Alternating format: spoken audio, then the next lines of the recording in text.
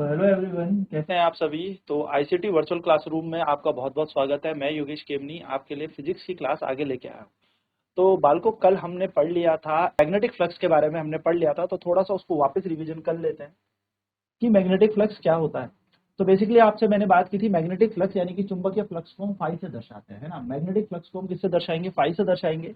और यदि मैं बात करूं इसकी डेफिनेशन की, परिभाषा की, तो मैग्नेटिक फ्लक्स क्या होता है? किसी सरफेस से the number of magnetic line of force passing normally through the surface, कि किसी सतह से कितनी चुंबकीय रेखाएं पास होंगी उसको हम इसका चुंबकीय फ्लक्स कहते हैं, मैग्नेटिक फ्लक्स कहते हैं, है ना। तो कितनी चुंबकीय रेखाएं, यहाँ पर कितनी चुंबकीय रेखाएं यहाँ पर पास हो रही हैं, निकल रही हैं किसी सतह से, उसको हम क्या कह रहे हैं? मैग्नेटिक फ्लक्स कह रहे हैं। कितनी चुंबकीय रेखाएं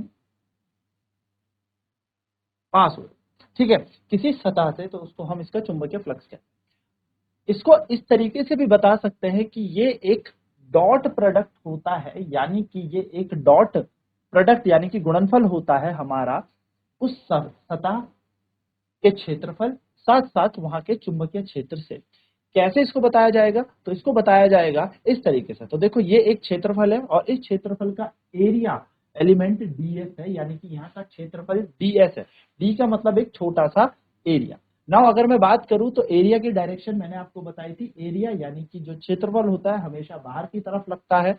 और यहां से अगर मैं बात करूं चुंबकीय क्षेत्र की, तो चुंबकीय क्षेत्र में हमारे पास इस सरफेस, इस सतह को काट के, भाप के एकदम अंदर से आर पार करके बाहर निकल रहा है।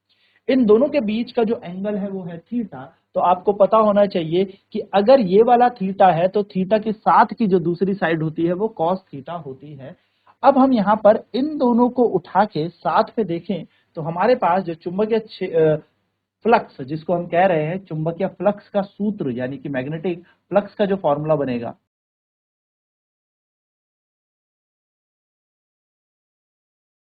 को हम फ्लक्स कहेंगे, उसका जो सूत्र बनेगा वो बनेगा D phi equal to B dot D S. जहां से डॉट हटेगा तो एक एन कैप यानी कि यूनिट वेक्टर आएगा, और यूनिट वेक्टर हमें बता रहा है इसकी दिशा। तो यहां से हमें पता लग जाएगा इसका सूत्र, जो कि डीएस हमेशा याद रखेंगे नॉर्मली लगता है, यानी कि बाहर की तरफ लगेगा। किसकी दिशा में? एन की दिशा। ठीक है, तो इन दोनों के बीच का नॉर्मल यूनिट वेक्टर, या फिर मैं कह सकता हूं एक डॉट प्रोडक्ट हमारे पास होता है चुंबकीय फ्लक्स। तो चुंबकीय फ्लक्स के लिए हम डॉट हटाएंगे, कॉस थीटा आ जाएगा। आगे की हम बात करेंगे तो यहां पर ये सूत्र हमारा बन जाएगा फाई बराबर बी ए कॉस थीटा। ना अगर इनके बीच के एंगल की हम बात करें तो इनके एंगल हमारे पास क्या हो जाएंगे? तो कब हमें धनात्मक फ्लक्स मिलेगा,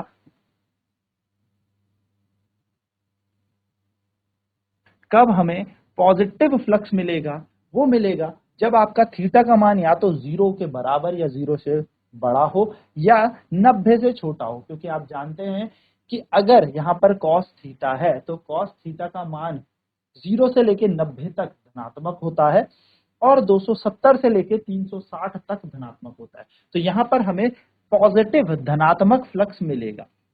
जबकि मैं बात करूं जीरो फ्लक्स कब मिलेगा, तो जीरो फ्लक्स हमें मिलेगा जब यहां पर 90 डिग्री हो, क्योंकि कॉस 90 का मान शून्य होता है और कॉस 270 का मान भी शून्य होता है।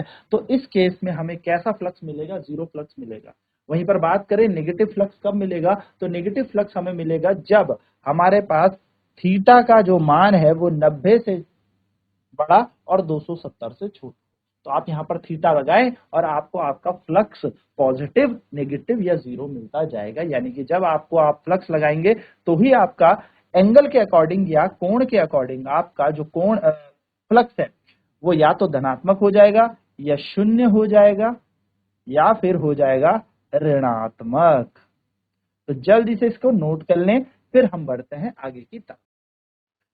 बात अगर आगे की करें तो फ्लक्स मैक्सिमम कब होता है, यहां पर यह बात आपको ध्यान से याद रखनी है कि चुंबकीय जो हमारा फ्लक्स है वो अधिकतम कब होगा। तो अधिकतम हमेशा तब होगा जब हमारे पास जो फ्लक्स मैक्सिमम होगा जब थीटा 0 होगा। क्योंकि जब थीटा का मान शून्य है तो कॉस का सबसे सर्वाधिक मान आपको मिलेगा, जो कि है +1।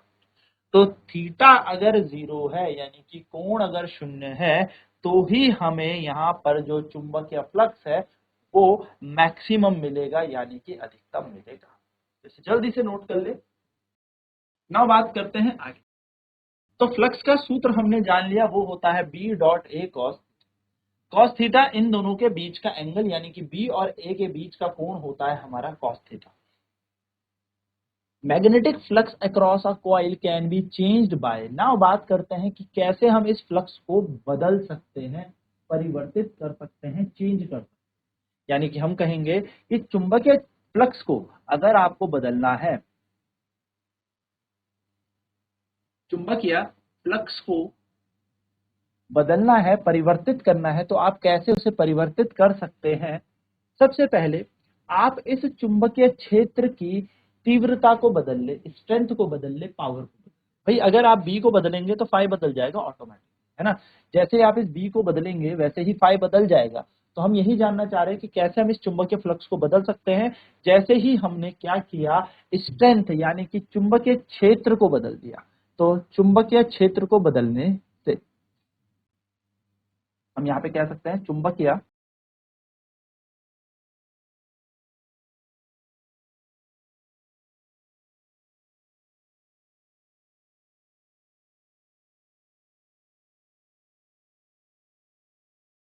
अगर आप चुंबकीय क्षेत्र में परिवर्तन करेंगे तो आपका फ्लक्स बदल जाएगा। दूसरी चीज हम कैसे बदल सकते हैं, the area of cross section of coil. यदि हम क्या बदल दें, क्षेत्रफल बदल दें। क्या बदल दें, क्षेत्रफल।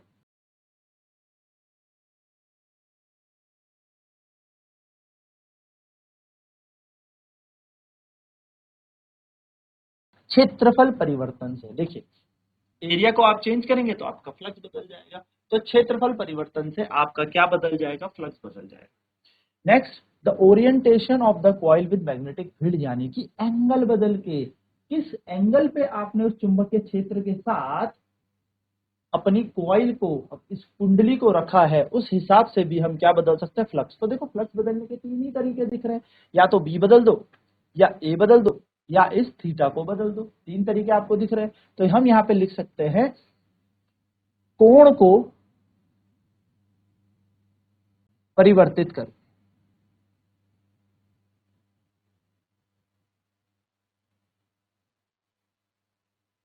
ठीक है ना, कोण को परिवर्तित करके भी हम बदल सकते हैं। नाउ यहां पर बात करेंगे कि मैग्नेटिक फ्लक्स कैसी क्वांटिटी है। तो फ्लक्स एक स्केलर क्वांटिटी है, यानी कि चुंबकीय फ्लक्स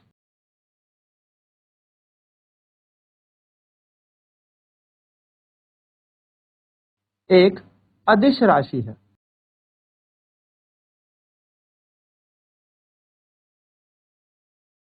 ये एक अदिश राशि है। अधिक अदिश राशि का मतलब इसकी कोई दिशा नहीं है। दूसरी बात करें, इसकी जो एसआई यूनिट यानी कि एसआई मात्रक है वो वेबर होता है या टेस्ला मीटर स्क्वायर होता है। तो ये बात हमें ध्यान में रखनी है, या तो वेबर इसकी इकाई होगी या टेस्ला मीटर का स्क्वायर इसकी इकाई होगी, टेस्ला मीटर स्क्वायर। नेक्स्ट बात करें इसकी सीजीएस यूनिट, इसकी मैक्सवेल होती है। सीजीएस यूनिट क्या होती है इसकी, मैक्सवेल। तो मैक्सवेल इसकी सीजीएस इकाई है, किसकी, चुंबकीय फ्लक्स की इकाई। एक मैक्सवेल के अंदर 10 टू दी पावर -8 वेबर होते हैं। तो ये बात आपको याद रखनी है कि एक मैक्सवेल के अंदर कितना होता है। ये क्वेश्चन सीधा आपसे पूछा जाता है कि एक मैक्सवेल के अंदर कितने वेबर। तो एक मैक्सवेल के अंदर 10 की घात -8 वेबर होते हैं। और मैग्नेटिक फ्लक्स अगर मैं बात करूं तो वो मैग्नेटिक फ्लक्स डेंसिटी, या फिर उसी को हम लोग स्ट्रेंथ ऑफ मैग्नेटिक फील्ड या मैग्नेटिक इंडक्शन कहते हैं। तो याद रखिएगा, जब मैग्नेटिक फ्लक्स को किसी यूनिट एरिया से देखा जाए, यानी कि मैग्नेटिक फ्लक्स को जब हम एरिया से डिवाइड कर दें, तो उसी चीज को हम मैग्नेटिक इंडक्शन यानी कि चुंबकीय प्रेरण, या फिर हम इसे चुंबकीय क्षेत्र, या फिर हम इसे चुंबक की तीव्रता कह सकते हैं। तो जब भी फ्लक्स को एरिया से आप डिवाइड करेंगे तो आपको क्या प्राप्ति होगी, आप यहाँ पे देख भी सकते हैं। आपको पता है जो चुंबकीय फ्लक्स का सूत्र है वो होता है हमारे पास फाई बी बराबर बी गुणा ए। और जब हम इसको एरिया से डिवाइड करेंगे यानी कि क्षेत्रफल से भाग देंगे तो इधर भी क्षेत्रफल आएगा और क्षेत्रफल से क्षेत्रफल कट जाएगा। तो यहीं पर यह लिखा है कि मैग्नेटिक फ्लक्स यानी कि चुंबकीय फ्लक्स जब एकांक क्षेत्रफल पे देखा जाए, जब एकांक क्षेत्रफल पे देखा जाए तो उसी को हम चुंबकीय फ्लक्स डेंसिटी यानी कि मैग्नेटिक फ्लक्स डेंसिटी या चुंबकीय फ्लक्स घनत्व कहते हैं, उसकी स्ट्रेंथ यानी कि उसकी तीव्रता कहते हैं, उसकी प्रबलता कहते हैं, और मैग्नेटिक फ्लक्स या मैग्नेटिक इंडक्शन कहते हैं। तो ये चीजें आपको ध्यान में रखनी है, नोट कर लें इसे एंड देन आगे बढ़ते हैं। चलिए तो आगे की बात करते हैं। नाउ फैराडे के एक्सपेरिमेंट की बात करते हैं कि फैराडे जी ने क्या एक्सपेरिमेंट किया। तो आप देख रहे होंगे ये एक मैग्नेट है, ये एक चुंबक है जिसकी नॉर्थ और साउथ पोलैरिटी। इस मैग्नेट को जब हम इसका साउथ पोल इसकी तरफ लेके आएंगे, देखो इस वाली कुंडली में, इस वाली कॉइल में ना कोई भी यहां पर क्या नहीं लगा, कोई भी बैटरी नहीं लगी। अब जैसे ही आप इसका साउथ इसके पास लेके आएंगे, यहां पर साउथ पोलैरिटी आ जाएगी और साउथ पोलैरिटी होने के कारण इस कुंडली के अंदर एक धारा बहने लगेगी, जो कि कैसे बहने लगेगी, घड़ी के साथ क्लॉकवाइज डायरेक्शन में इस पे धारा बहने लगेगी। ठीक है, जिसके कारण ये गैल्वेनोमीटर क्या करेगा, डिफ्लेक्ट करेगा। उसी प्रकार जब ये नॉर्थ यहां से दूर जा रहा है तो यहां पर भी साउथ पोलैरिटी आ जाएगी। ठीक है, और यहां पर साउथ पोलैरिटी के कारण यहां पर भी क्या करेगा, करंट यहां पर भी फ्लो करने लगेगा इस तरह। यानी कि अगर मैं बात करूं तो मैग्नेट के मूवमेंट से यानी कि चुंबक के चलने से इन पिंडलियों में या इन कुंडलियों के अंदर आ जाती है एक धारा जिसको हम कहते हैं प्रेरित धारा। यानी कि with the movement of this magnet there is an induced current और EMF in this coil which is known as induced current और इंड्यूस्ड ईएमएफ। ठीक है, उसी तरीके से आप यहां पे देखेंगे कि जब इसको ये नॉर्थ पोल इसके पास जा रहा है तो ये कैसी पोलैरिटी ले लेगा, नॉर्थ पोल, और जब साउथ पोल यहां से दूर जा रहा है तो यहां पर भी कैसी पोलैरिटी आ जाएगी, नॉर्थ पोल। तो आप यहां पर एक चीज पैटर्न फिक्स के देख रहे होंगे कि जब साउथ इसके पास आ रहा है तो ये साउथ ले रहा है, लेकिन जब यहां से नॉर्थ दूर जा रहा है तो इधर पे भी साउथ आ रहा है। यानी कि हमेशा पोलैरिटी अपोजिट आती है, पोलैरिटी हमेशा अपोजिट आती है, अपोजिट यानी कि विपरीत आती है, और उसको ही हम लेंज लॉ के नाम से भी जानेंगे। तो आगे की बात करते हैं कि जैसे देखिए, आप देखेंगे ये मैग्नेट इसके अंदर एंटर किया तो यहां पर एक धारा बहने लगी, है ना, यहां पर एक धारा बहने लगी, इस कॉइल के अंदर बहने लगी धारा। तो इस तरीके से आपको याद रखना है। अब जैसे ही ये मैग्नेट इससे मूव करेगा तो यहाँ पे पिंडलियों के कारण क्या आ जाएगा, एक चुंबकीय क्षेत्र आ जाएगा जिसको हमने इलेक्ट्रोमैग्नेटिक इंडक्शन कहा। तो इसको सीधे सरल शब्दों में अगर मैं आपको समझाऊं तो ये एक कुंडली है और ये मेरे हाथ में एक चुंबक है। जब मैं यहाँ पर इस चुंबक को इस कुंडली के पास लेके जा रहा हूं, यानी कि when I am taking this magnet towards this coil, तो हो क्या रहा है, यहाँ पर एक करंट आ गया और इस करंट को हमने कहा इंड्यूस्ड करंट। फिर से समझना, ये मैग्नेट इसके पास गया तो ये एक कॉइल है, तो इस कॉइल में क्या आ जाएगा, एक करंट आ जाएगा जिसका नाम हमने रखा है मैग्नेट इंड्यूस करंट। अब ये करंट कब आया, जब ये मैग्नेट मूव कर रहा है, और इसके अंदर जो करंट आएगा वो हमेशा उस तरीके का करंट होगा जो हमेशा इसके उत्पन्न होने का अपोज करेगा, यानी कि इसके प्रोडक्शन का अपोज करेगा, विपरीत दिशा में बहेगा। जैसे एग्जांपल समझो, मान लिया ये नॉर्थ पोल है, मान लिया नॉर्थ पोल है, तो ये नॉर्थ पोल जब इस कॉइल के पास आएगा तो इधर कैसी पोलैरिटी आ जाएगी, नॉर्थ पोल, और इसे रिपल करने लगेगा। तो इस टाइम जो करंट बहेगा वो एंटी क्लॉकवाइज बहेगा। लेकिन जब मैं इस मैग्नेट को दूर लेके जाऊंगा तो करंट इसके अंदर अब क्लॉकवाइज आ जाएगा और इसकी जो ये पोलैरिटी थी ये साउथ हो जाएगी। यानी कि जब ये पास आ रहा है तो नॉर्थ, और जब ये दूर जा रहा है तो यहां पर साउथ आ जाएगा, जो लेंज लॉ के थ्रू हमें पता भी चलती है। तो देखिए, जैसे ये इस मैग्नेट इसके अंदर आने लगा, इसकी पोलैरिटी के कारण यहाँ पर मैग्नेटिक फ्लक्स लिंकेज चेंज होने लगा, जिसके कारण हमारे पास एक करंट आने लगा है इस कॉइल के अंदर। ना हमने इस एक्सपेरिमेंट से क्या ऑब्जर्वेशन की, हमने क्या क्या देखा। सबसे पहले ऑब्जर्वेशन थी कि the relative motion between coil and magnet, यानी कि या तो भाई मैग्नेट मूव करे या फिर कॉइल मूव करे, दोनों में से एक चीज मूव करनी चाहिए, दोनों में से एक चीज फ्लो चलती हुई आनी चाहिए, या तो भाई कॉइल मूव करे या तो फिर मैग्नेट। तो सबसे पहले इस धारा को प्रवाहित करने के लिए या तो चुंबक का प्रवाह होना चाहिए या फिर उस कुंडली का प्रवाह होना चाहिए, यानी कि वो कुंडली चले या फिर वो चुंबक चले। So the relative motion between coil and magnet. Second thing, the induced polarity of the magnetism in the coil. हमने क्या देखा, उस कॉइल के पास पोलैरिटी आ गई, यानी कि नॉर्थ और साउथ पोल आ गया। तो सबसे पहले हमने क्या देखा, relative motion of between the coil and the magnet, यानी कि कुंडली और चुंबक के बीच सापेक्ष गति होनी चाहिए। दूसरा, द इंड्यूस्ड पोलैरिटी, यानी कि भैया कुंडली में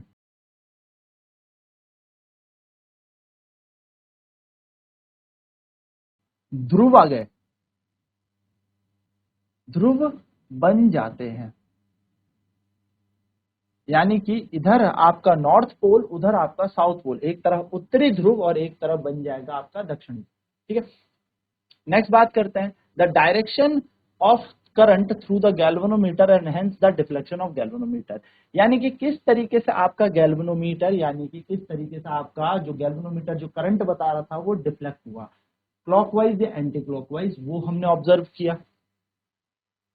and that the induced current, यानी कि ये कब तक हमारा प्रेरित वैद्युत वाहक बल आया था, तो ये वैद्युत वाहक बल तब तक आया हुआ था जब तक आपने इसका मोशन किया। जैसे आपने इसका मोशन रोक दिया, इसके अंदर करंट फ्लो होना बंद।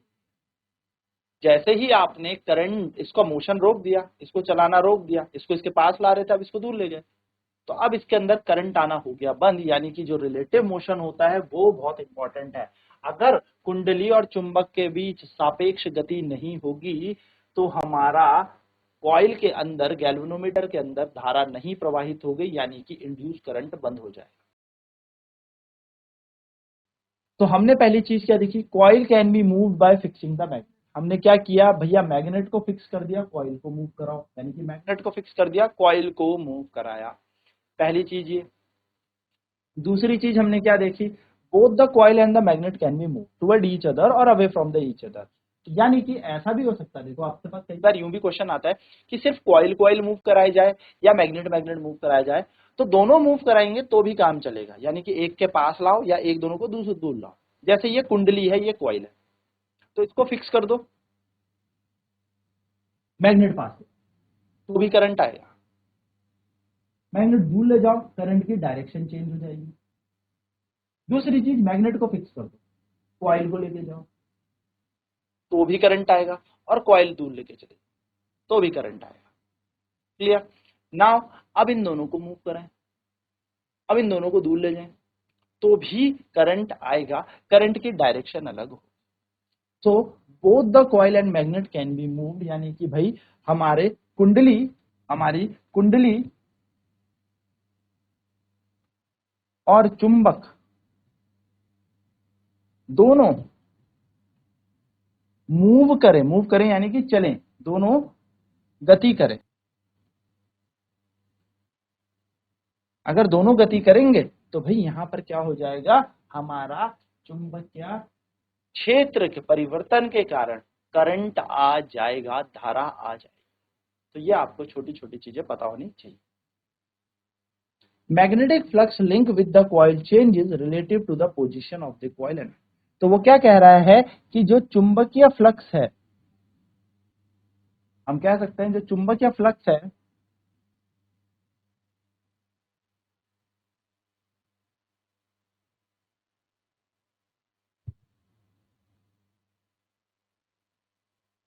जो चुंबकीय फ्लक्स है वो परिवर्तित होता है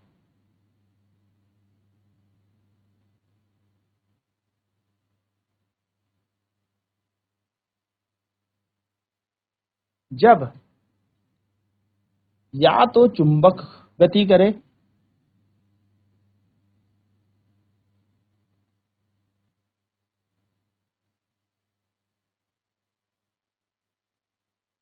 या कुंडली,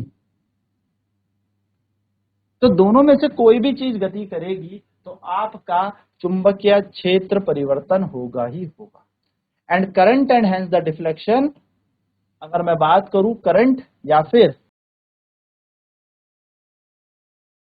current and hence the deflection is larger if the relative velocity between the coil and the magnet is faster। यानी कि पहले मैं बहुत स्लो इसको इसके पास लेके आ रहा था, अब मैं बहुत तेजी से लेके आया।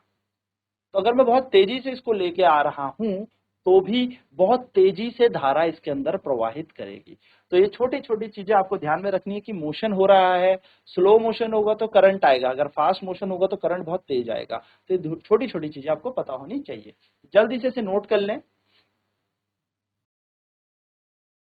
नाउ बात करेंगे फराडे के सेकंड एक्सपेरिमेंट की। फराडे जी ने दूसरे एक्सपेरिमेंट में क्या किया।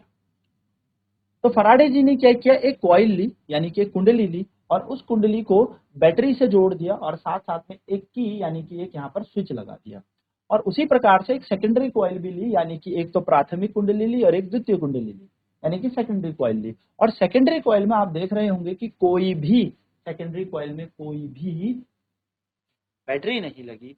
अब क्या किया, अब इस वाली कॉइल में जैसे ही की क्लोज की तो आप देखेंगे कि करंट फ्लो होना शुरू हो जाएगा। आप फिर से देखिए, जैसे ही इसके अंदर धारा प्रवाहित होती है तो गैल्वेनोमीटर देखो टेढ़ा मेढ़ा घूमने लग जाता है, यानी कि इसके अंदर जैसे ही चुंबकीय क्षेत्र बदला, इसके अंदर गैल्वेनोमीटर टिल्ट होने लगा यानी कि डिफ्लेक्ट होने लगा। अब ऐसा क्यों हुआ, क्योंकि इसके अंदर प्रेरित धारा आ गई।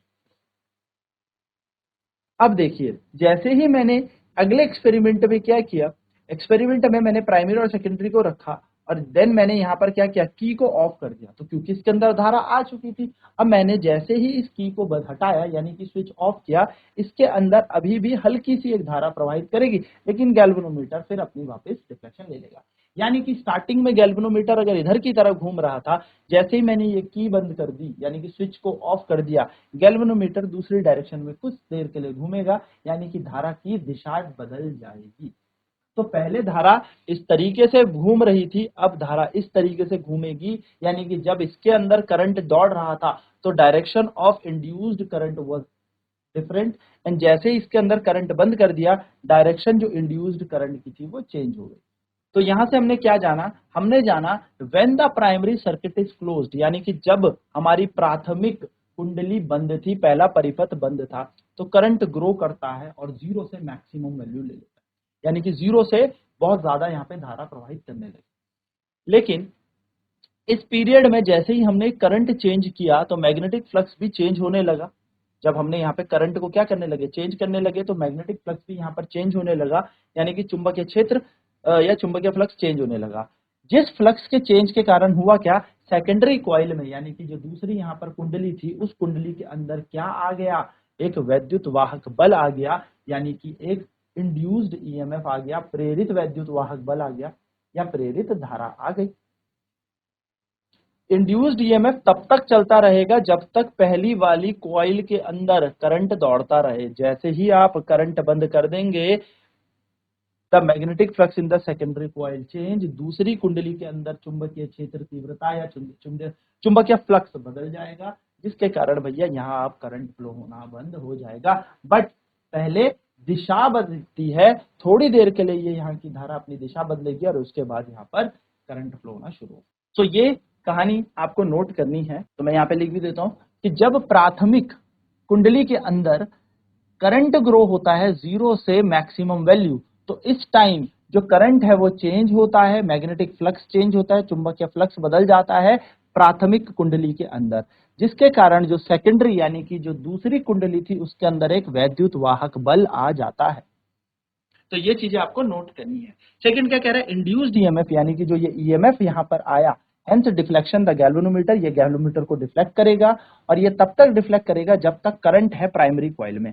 जैसे ही प्राइमरी कॉइल यानी कि प्राथमिक कुंडली के अंदर हम करंट यानी कि धारा का प्रवाहन बंद कर देंगे, इसके अंदर जो दिशा है धारा की वो परिवर्तित हो जाएगी, बदल जाएगी, चेंज हो जाएगी, एंड कुछ समय बाद वो वापस निल हो जाएगी, यानी कि इंड्यूस्ड ईएमएफ खत्म हो जाएगी। तो जल्दी से इसे नोट कर लीजिए। तो ये चीजें पता होनी चाहिए आपको, छोटी छोटी सी चीजें हैं बट आपको ये एक्सपेरिमेंट एग्जाम में पूछता है। ना हमने यहाँ पे क्या देखा, फराडे का लॉ देखा इलेक्ट्रोमैग्नेटिक इंडक्शन का। तो पहला लॉ क्या कहता है कि whenever there is a change in magnetic flux, यानी कि जब भी फ्लक्स में परिवर्तन आता है एक वैद्युत वाहक बल आ जाएगा, जिसके कारण एक वैद्युत धारा भी यहाँ पर आ जाएगी। और ये कब तक चलते रहेगी, जब तक फ्लक्स हमारा चलता रहे। ठीक है। सेकंड लॉ क्या कहता है, सेकंड लॉ कहता है जो मैग्नीट्यूड है इंड्यूस्ड ईएमएफ का, यानी कि जो वैद्युत वाहक बल प्रेरित हुआ है वो हमेशा rate of change of magnetic flux के बराबर है। यानी कि अगर पहला फ्लक्स हमारे पास φ1 था और दूसरा फ्लक्स हमारे पास φ2 था, तो हम यहाँ पर कहेंगे इन दोनों का जो गैप है, इन दोनों का जो गैप है φ2 माइनस φ1, समय के साथ साथ जो फ्लक्स का परिवर्तन हुआ है वो ईएमएफ के इक्वल होता है। यानी कि हम यहाँ पर बात करेंगे rate of change of magnetic flux जो होता है, यानी कि फ्लक्स में परिवर्तन समय के साथ साथ जो होता है वही वैद्युत वाहक बल के बराबर होता है। यानी कि φ2 माइनस φ1 अपॉन डेल्टा टी, ये हमारे पास होता है ईएमएफ के बराबर, जिसको हम delta phi by delta T भी कहते हैं। तो ये छोटी छोटी चीजें आपको पता होनी चाहिए।